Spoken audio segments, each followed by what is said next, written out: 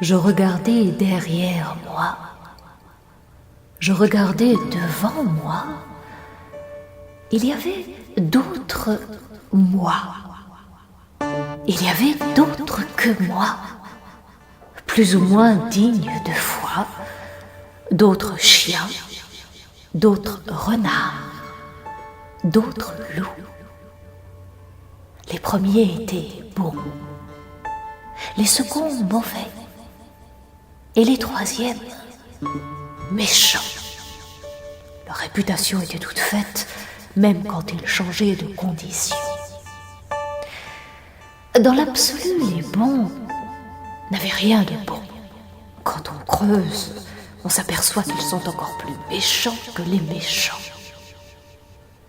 Les renards ne sont pas non plus mauvais dans l'absolu, mais leur bêtise est étroitement liée à leur convoitise.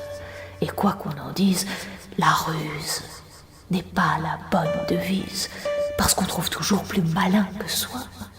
Parce que même le plus fourbe n'est pas assez fourbe pour échapper à soi, à la trappe.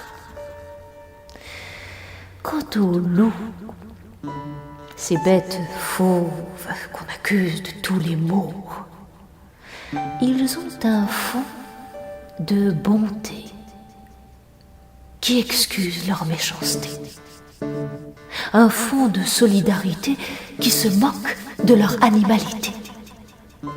Ils vont les uns vers les autres, ils se cherchent et se trouvent. Mundus est fabula. Le monde est une fable. Je l'ai toujours conçu comme tel, non pour en tirer une leçon de morale, mais pour accéder à une vision politique. Comment? Primo, en apprenant à voir les choses comme elles sont. Secondo, en apprenant à faire en sorte qu'elles soient autrement.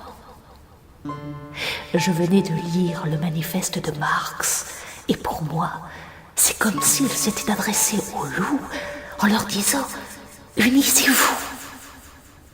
Le monde n'est pas le monopole des gosses de riches, ni un pôle d'attraction pour les pauvres, mais l'acropole des voyous. Une capitale pour les loups.